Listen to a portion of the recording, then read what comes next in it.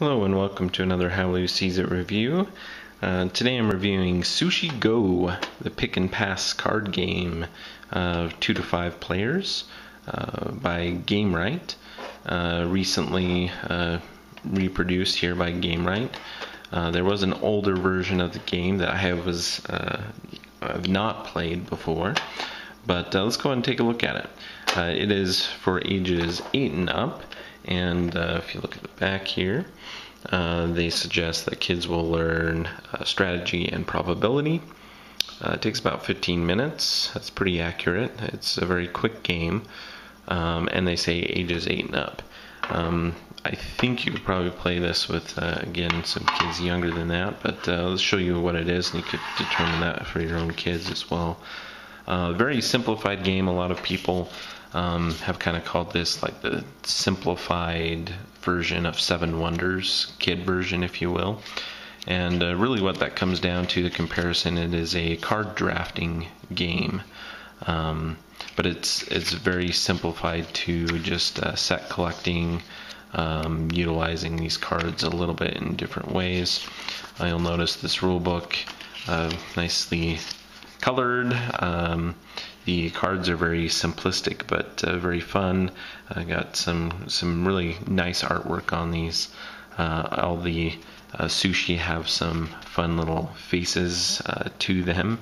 Kind of joked around with my wife that before she actually had sushi recently, that this game would make it so that she wouldn't want to eat sushi because she would just think of the cute little faces. But anyway, you have 108 cards in here, as suggested here in the rule book, and you'll see it tells you how many of each of the different cards you have. And then you also see setup here is very, very simple. You're just going to shuffle up all the cards, and for a 2-player game, you're going to deal 10 cards to each player to begin the game, and then going on down to a 5-player game, you would deal 7 cards. And all the game really includes, and notice this is a good tin, nice tin here. The cards fit nicely into it. Very easy to pull out the cards since you have the slip here. It works very well. The backs of the cards are shown there. Quality of the cards are good. I already mentioned the artwork, and then they're very also utility driven too. It gives you the reference here on point value, how that works. So you'd shuffle these cards up, deal them out to the players. Yeah, 2-player game you can play similar, or well, there's original rules, or they do have a dummy variant. If you'd rather add another player, some variability there. But the game consists of picking cards from your hand, and these may still be kind of clumped together here from previous games, but apologize for that. But anyway, you're going to receive a handful of cards here, and then you're going to choose one card from your hand. These will be in your hand, secret to the other players at the time. I just have them down here so I can hold the video camera. But what you're going to do is you're going to choose one of these cards to play in front of you, and then you're going to take the rest of the cards and pass them to your left. And then I'll receive new selection of cards with one card less in them from the player to my right. And I'll look at these and choose another card, add it to my hand, and pass them to the left. So you'll see, like an example, a 2-player game, original version. You started with 10 cards, and then you'll have 9 cards and 8 cards, and then the round is going to end, of course, when you receive 2 different cards, in which you will pick one, and you're picking basically the other card for the other player. That will go down in front of them, and that would be the end of the round. Then you'll have a scoring round where you will score everything but puddings. Find a pudding here.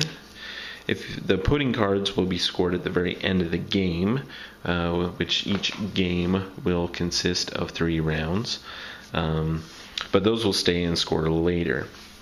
And then you'll score the cards in front of you, other than puddings, for that round, and write those down and continue on with the other rounds. I know the older version had some scorecards, so if you, this version does not. I was a little disappointed when I found out about that, but it's not a big deal. There's pros and cons to those scorecards. It was the idea, concept that was that you had the numbers and you were able to kind of slide this down and move it and rotate it and these things, but you could also easily, that could get bumped and moved. So anyway, that's that. You'll score these according to how these are scored, write down the score and continue on, and then you'd score the puddings last. Let's go ahead and take a look at some of how these cards score. So you have these cards here, score at the end of the round. Whoever has the most of these will score 6 points. And it's not cards, it's actually symbols here. So this person has 5. And if they have the most, if the one person had 5, the other person had 4, the other person didn't have any, then I would get the 6 points. The 3 points would go to the person who had 4, etc. So the most and then the second most would get the 3 points. Dumplings is just kind of they grow as far in value as many as you have. So if I have 1, it's worth 1 point. If I have 2, I'm going to score 3 points. If I have 3, I'm going to score 6 points, etc. So collecting those that way, accumulation points. The tempura, you'll notice times 2 equals 5, and you'll see that they always come in pairs, those tempura apparently. And so if I have 1 tempura, it's worth 0 points. But if I have 2, that's a set, and I will get 5 points for that. Then there are these nigiri. They have squid, salmon. There's, I think, some other ones here. What do we got? Pull up these cards. So there's different nigiri, and you'll see that they are worth the points shown on the card there. And the wasabi, there's the other one. There's also egg nigiri. Okay, so those are worth just 3 points, 2 points, 1 point, etc. But there's also some wasabi cards, and you'll see that the wasabi says next nigiri is times 3. So in that case, I don't add a wasabi to an already played nigiri card in front of me. I can't do that. But if I choose to play the wasabi, I can play that down. And the next go around, let's say a salmon one is in there, I can go ahead and I pick the salmon one, and it would go on to my wasabi. And that's going to times it by 3. So instead of only 2 points, I will get 6 points. So that's how the wasabi works with the nigiri. There's also sashimi, which you need a set of 3, but a set of 3 will give you 10 points.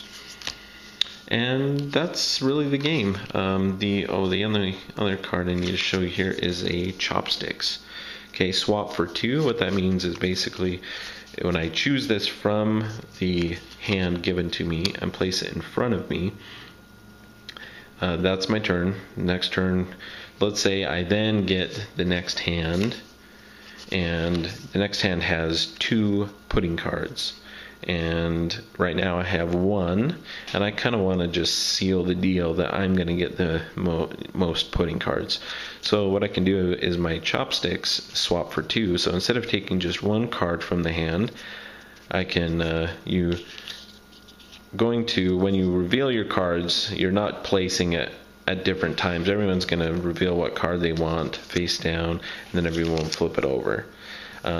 Before that, so everyone's ready to go, everyone has their card face down in front of them, I'm gonna say Sushi Go, and I'm actually going to grab the other card that I want and reveal both of them, and I'm going to take the chopsticks, which isn't worth any points, and put it in this hand and pass that along.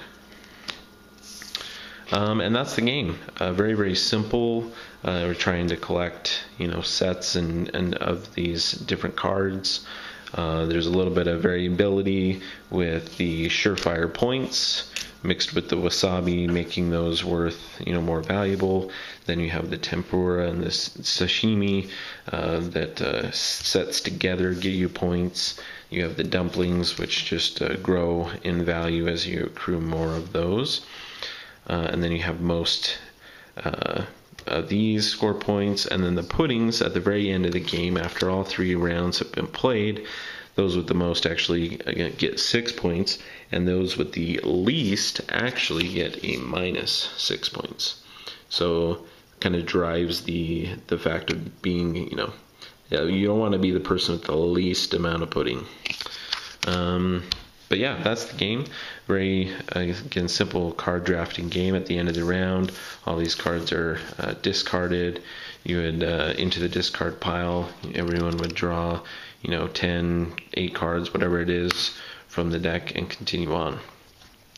Very, very fun, very, very simple. And yeah, Sushi Go. I really, really enjoyed it. The artwork is great. The quality of the game is fantastic, and it's very simplistic, as very basic card drafting, set collecting mechanic.